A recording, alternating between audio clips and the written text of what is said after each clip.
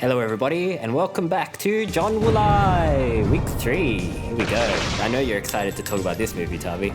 I'm excited to talk about this one. We're talking about A Better Tomorrow 2. Yes. And some of you might be wondering, why aren't you covering the first one? Well, to be frank, I really like A Better Tomorrow 1, and it's probably a better movie.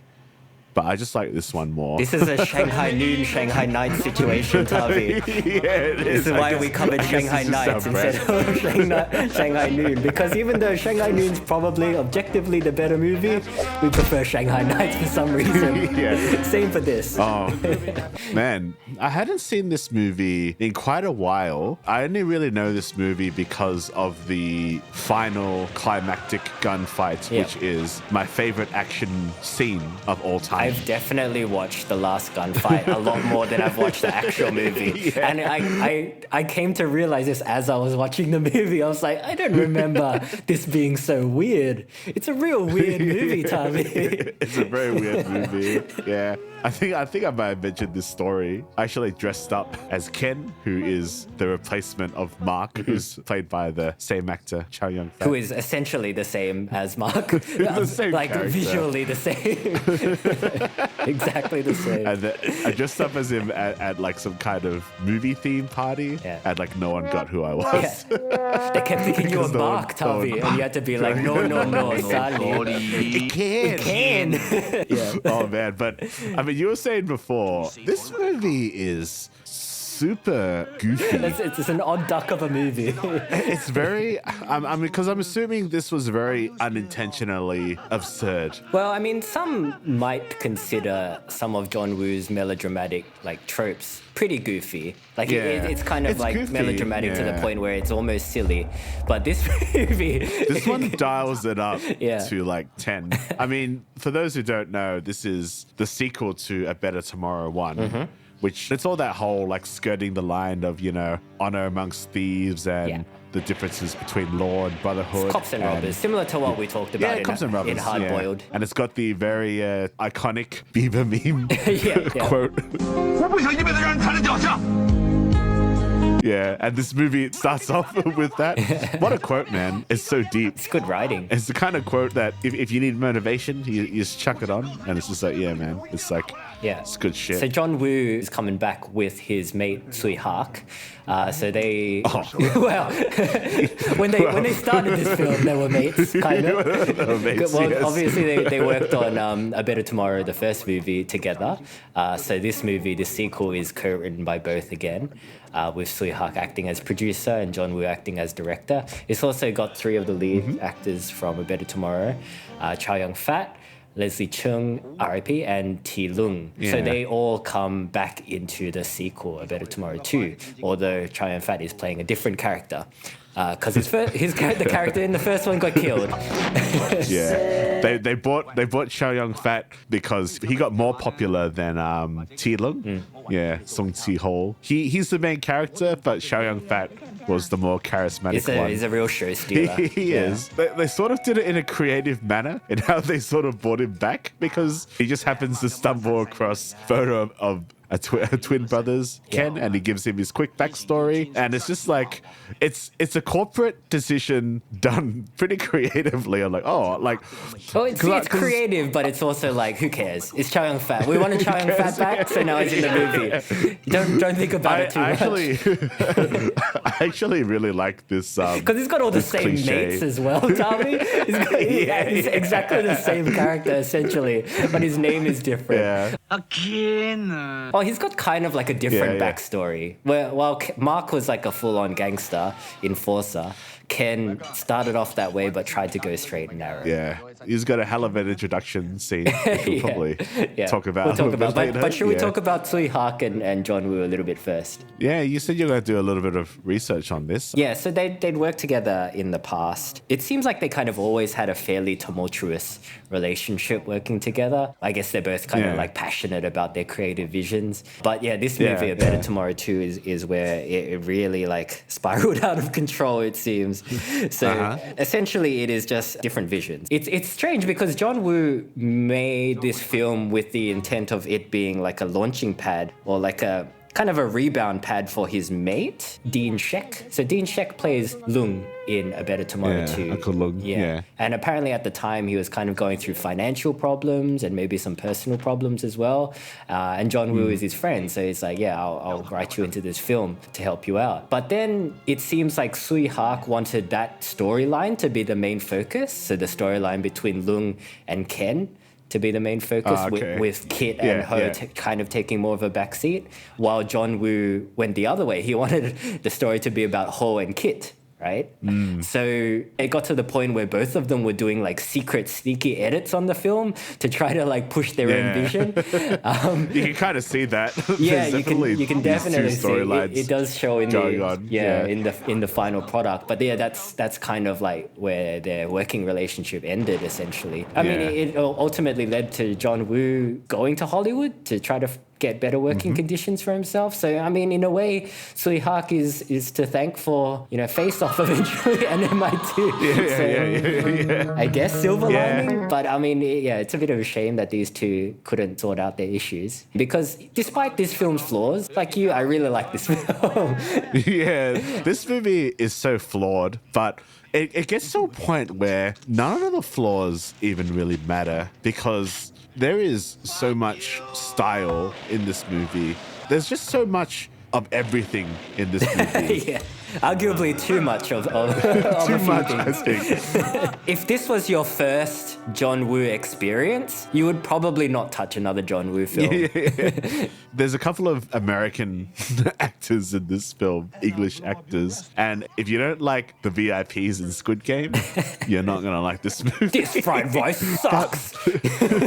I mean, there is a plot following Ho and Kit. I think Kit is going undercover, and Ho's like, hey, like, why is he going undercover? I want to go help him out. And then they go back to Uncle Lung because he's the one that's being investigated, but he's trying to go straight. But he gets betrayed by some of his lackeys because they're like, you can never change your past kind of shit. You're always going to be part of this and that. So he gets framed for a couple of murders, but then he's got to go to New York. I gotta say, that plot to frame him is expertly executed. It's such an unlikely plan, but it goes so well for them. So, I mean, the bad guy turns out to be Ko, which is Lung's like right-hand man, basically. That's not revealed till later. But like basically there's this other guy that's trying to like buy up his territory. He's got beef with Lung. Then that guy hires like an assassin to kill Lung. And then Lung and Ko are like fighting over this gun because Ko's trying to shoot the other guy and Lung's trying to stop him. There's an argument, And then the gun goes off and the assassin expertly times his silenced shot to coincide with the gun going off. He like sneakily shoots the guy, so they just kind of assume that they accidentally shot that guy. But then he does it again, Tavi. He does it again. He does it again. That one was expertly timed. He's just like, what's going on? It's so good that he even tricks Lung into thinking that he's killed two guys. It's amazing.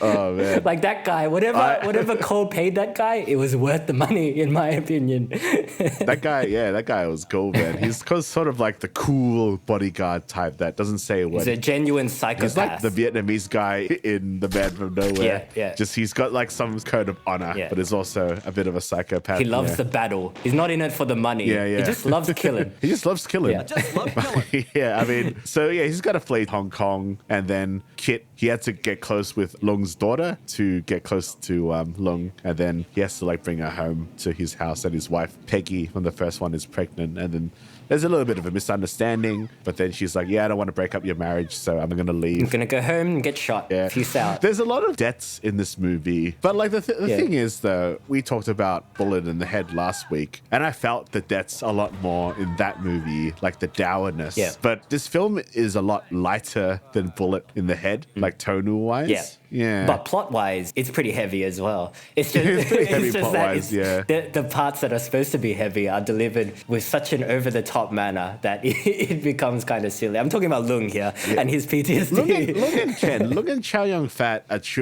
quite literally chewing so much scenery in this movie. And I think this is where I can see Tsui Hark taking over, because they're the ones that you sort of follow a bit more compared to Ho and Kit. The plot basically follows, he goes to like an old gangster friend in the States. He's become a pastor, but not for long because Cole finds out where he is. Then Cole sends assassins, and then the assassins end up killing the pastor and his like young daughter. Yep. And then he sort of has immediate PTSD where he becomes an infant and gets taken to a mental. So it's wild. Like it goes straight from the church shootout, and then it just hard cuts to like Lung in a straitjacket, being force fed Konji. He's like getting beaten up by the hospital staff. And that's kind of what I mean, where like, because it's so sudden and so abrupt that it kind of like, everything after that, the impact is lessened. So like, Lung, you're right, he's essentially a child and he's really struggling, but it's so funny, Tom. It is really funny. He's so over the top. Yeah. There's so much drooling that it would make like Daniel Day-Lewis from There Will Be Blood blush, or Viola Davis from Fences. Yeah, it reminded me of when Jackie Chan is doing his like dramatic crying thing. It's kind of a similar performance. He stays this way for a while as well. So Ken basically finds him and he kind of has to nurse him back to a healthy mental state. He like cooks him food and he's trying to like force feed him. I mean, like the whole aspect of Ken discovering Uncle Lung in the mental hospital, it's just so funny because he's getting beaten. It's not supposed to be funny, but just the way it's filmed and acted, he's getting beaten up by the staff and he's like running to the door and like looking through the bars. He's like, ah! It reminded me of in Happy Gilmore, the Mr. lady.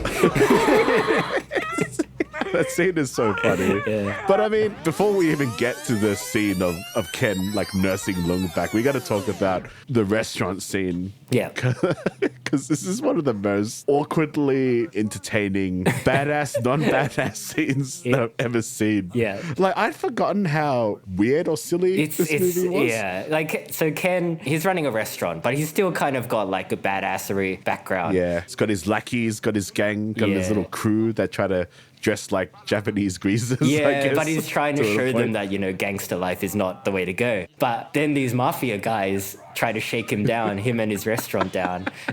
And they're insulting his cooking. They throw his rice on the floor. Oh, dude. The hard cut, it just cuts to the white guy, the mafia guy, like, and he just yells, "This fucking fried rice stinks!" Holy what? The dubbing is weird. The delivery is weird. And I wasn't even drinking a drink at the time, and I spat out a milkshake. And I wasn't even drinking anything. Like, it was so funny. Like, I laughed out loud a lot when I saw this scene. And then the scene goes on for ages, Tavi, a lot longer than I remember. Yeah. You don't like my rice? Yeah. Here, I make another one for... And then it's got Chow Yun-Fat's like dubbed Does he dub English or himself something? in this movie? Do you know? I think he dubbed himself. It sounds like him, but he's doing like a weird Clint Eastwood impression or something, or like like a Marlon Brando impression. I don't know what he's doing, but it's so funny. It's like, you gotta pay us $1,000 per ticket. I pay you fucking nothing. I pay you shit. So good. I got a quarter. Here, take the quarter. If it was anyone other than Chow Yun-Fat, this scene would not play at all. It goes for so long. I don't think casual people would appreciate this scene. It's such an awkwardly badass scene. Yeah. He's just so covered with rice on his face. Just like scooping rice off the ground and putting it back onto the plate. And it's just like so weird. He just out crazies this guy's anger. Like I think that's what he's going for. It's just a fucking lunatic. It's too long because it's essentially a useless scene. Like it doesn't really serve the plot at all. And it goes on for ages. And it's so weird and awkward. And the longer it goes on for, the more awkward it gets as well. It is. But like, I think for me, because I haven't seen anything like this in a while, the longer it went, the funnier it got because of how awkward it is. Yeah. And like, I'm not gonna forget this scene. So then it also culminates in like they pull out guns, and then Ken's like, no, you shut up. All right? Put the gun down. And then like he shoots the other guy in the leg. Yep. He's like his other lackey, and then the cop comes and it's like, put the gun down. It's like, he's like, just wait, let him eat the fucking rice first. And he like forces this guy to eat the rice. And the cop's like, yeah, you better do it. I like to think that like that happens at the restaurant at least once a week, and the cop's just like so used to it now. He's just like, yeah, just do what he says. This motherfucker's crazy. You would not see this kind of filming style ever again Yeah. because it is so of the time. If I showed a random person this who has no idea of film, they'd probably say this is the worst scene I've ever seen in my life, kind of thing. And then I'm like, you shut up. Yeah. I mean, then the plot goes, basically Ken, he breaks Uncle Long out of the mental asylum and he's trying to feed him food and he keeps failing. And then Chow Yun-fat gets pissed off and he's like, if you're not going to eat, then I'm not going to eat. And he starts throwing his own tantrum as well. Yeah. Again, he's trying to out crazy him, Tommy. That's his move. It's so funny. All these oranges go everywhere. All the shit in his fridge is on the floor. But Uncle Long, he's infantile. He's like crawling on the ground and he picks up this piece of raw meat and he tries to like chew it. And he's like, ah. And he's got all this drool coming out of his mouth. Yeah. And it culminates in him finally picking up an orange. And he's trying to like... Trying to eat it with the skin on and shit. And then you got Chow Yun-fat. He goes, come on, baby. Come on. And then it's like this massive celebration. And then you've got the Better Tomorrow theme kicking in when he eats like a corner of the orange. Yeah. And it's so funny. Like at this point, I don't think Uncle Long knows that Peggy is dead, his daughter. Yeah. He's got this photo of his daughter that he's like holding around. Yeah. And then Ken comes back home after getting the guns to find like this scurrying Uncle Long around the house. And he's trying to find the photo. And then Ken finds it, just like rips the photo in front of him. Yeah. And this is before like digital cameras were very common as well. So it's just like his only hard copy photo of his dead daughter. Just tears it to shreds. Yeah, eventually, the assassins come out and Ken's still trying to get him to snap out of it. And there's a really cool gunfight. I think Chow Yun-fat's got a Spaz 12 or whatever that shotgun is called. And it's just a lot of cool action scenes. And then he finally snaps out of it. He goes, I can! And it's just like, yeah. And then, he shoots the guy. And then the Better It's very triumphant. Yeah, it's sick, yeah. I guess you can see where Tsui Hark kind of snuck in the edits because this plotline is a lot more fun to watch. Whereas you compare it to Ho and Kit, it's just, I think they're still doing the undercover thing and... There's a bit to this plot line, but I do think that it's definitely not as much of a focus. It's overshadowed. Yeah. After this plot line, Lung and Ken come back and, Ho has flashbacks of seeing him as Mark. Again, it's kind of brushed over. Like, they accept it very quickly. But, like, I mean, they go to, I think they had intel or something that there's, like, the big gun factory, like, warehouse. But it's kind of like... It's an ambush. It's a setup. But Kit doesn't go with them because his brother's like, hey, man, like, your wife is about to, like, have a baby. You should go back. Yeah. But it's too dedicated to the Force stand. He's a bad father, Tavi. He's a bad father and a bad husband. He should be there. Yeah, he's not great. Look, I know they... Ho is there. Ho is at the hospital during the childbirth. Where the fuck is Kit? Yeah. Too busy getting killed. Right? Yeah, so he goes off on his own and is killed by the cool bodyguard guy. And you do get somewhat of a chance to grieve his character's death, but then it's also like, now let's go kill a bunch of people. They go straight from Kit's funeral. Even during the funeral, they just chucked a bunch of guns in like paper wrapping. So they're loading up as they're still mourning Kit, and they do like the slow motion walk to camera. Yeah. And then like they rock up at the mansion where this gunfight's gonna take place. The theme is playing. Yeah. It's just Ken, Lung, and Ho infiltrating the mansion. And it's not a stealth mission, is it, Tommy? No, it's definitely not. The part where they're taking all the guns out of their bags and they're getting chucked grenades is so good. Yeah, there's like it's so good. Just like several shots of them just getting past a grenade or past the gun. It is such a masculine moment. Yeah. Just watching them load up. Ken puts like the grenades into the bullet holes of his coat. Yeah. This is no Hitman. This is no Splinter Cell. There's like so many guys waiting for them as well on the lawn. There's so many. And then just they're all gunned down. Yeah. Shotguns, Uzis. They just Uzi to death. They're grenaded to death. And I think this movie basically has 70% of the body count in this is one scene. Yeah. I think around 219 according to some sources Yeah, of alright. IMDb. So John Woo disowned this film because he felt like it got butchered in the edit. But this scene Yeah. is the one scene that he stands behind. He's still very proud of Yeah. how this scene turned out. He should be proud because this is such a great scene. The movie is worth sitting through just to watch this scene because there is so much craft going into this. The fact that all of this is practical effects is just crazy. You have explosions going on in this house space. So it's not even like in an open field, say a bullet in the head style. Yeah.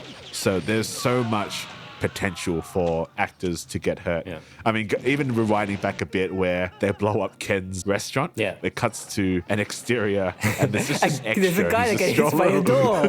He gets hit by the door. And it's clearly not intentional. That guy didn't know he was going to get hit by a door, Tommy.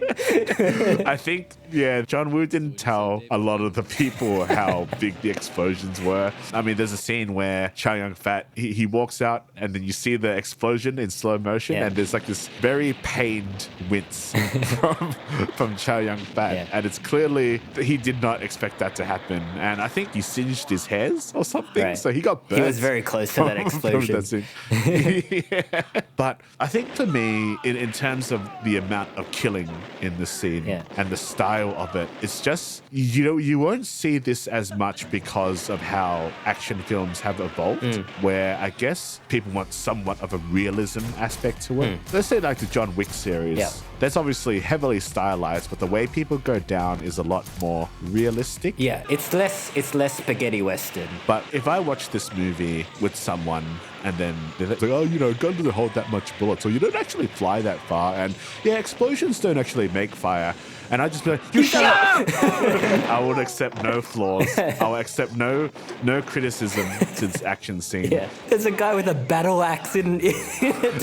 He's got a battle axe, man. And I was fighting him with a katana. With the katana. Good. Like, come on, man. Come on. Like, come on. Like, I think sometimes realism is overrated.